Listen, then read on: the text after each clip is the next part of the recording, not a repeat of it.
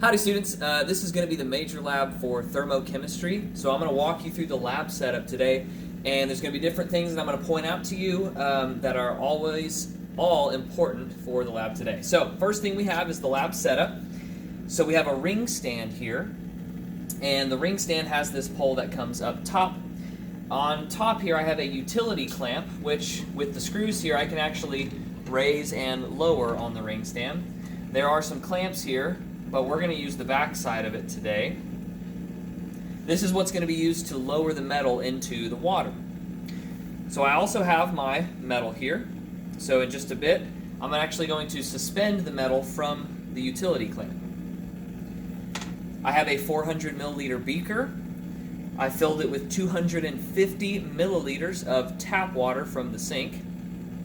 And then I have it sitting on some wire metal that sits on top of the ring clamp, which also has a screw, so I could raise that if I want to, but I'm not going to here.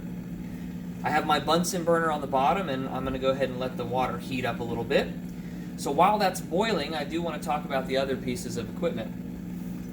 I'm going to be using the graduated cylinder here to measure out somewhere between 100 and 150 milliliters of water, which I'm going to put into my calorimeter, which I have 2 coffee cups that are nested together for insulation, and I'm going to, for stability, put them in another 400 milliliter beaker.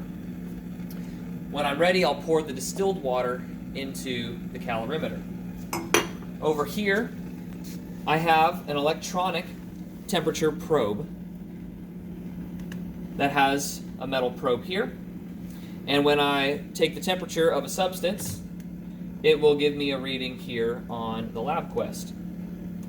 And then also I have my electronic balance that I'm going to use to take the mass of my unknown metal. So that is everything that is in lab, and that's what we're going to use today.